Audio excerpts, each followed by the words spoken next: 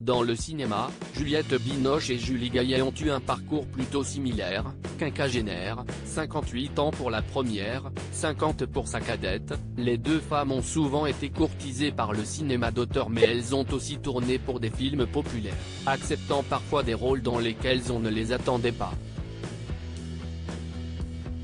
Mais dans la vie, toutes les deux ont également suivi le même chemin.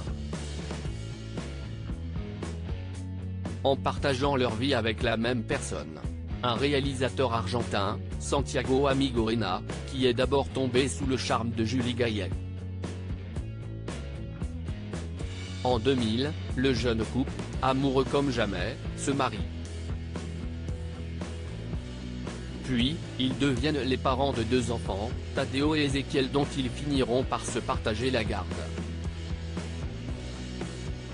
Moins de 5 ans après leur union, le couple annonce son divorce.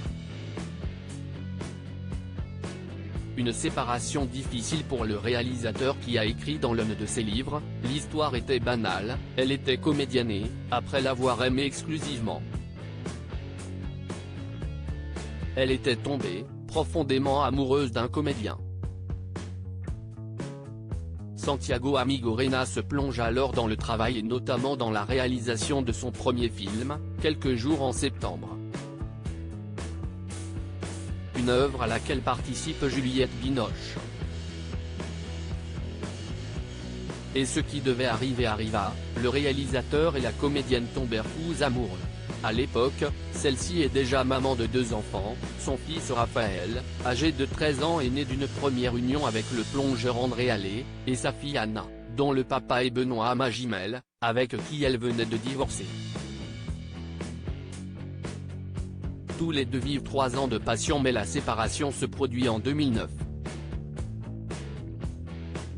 Aujourd'hui, tout le monde a refait sa vie. Julie Gaillet s'est mariée avec l'ex-président François Hollande, qui partage sa vie depuis 2014. Santiago Amigorena, en couple avec une scénariste, est devenu papa d'un 3e enfant. Quant à Juliette Binoche, elle garde sa vie privée très secrète et ne veut pas dévoiler si elle est en couple ou non.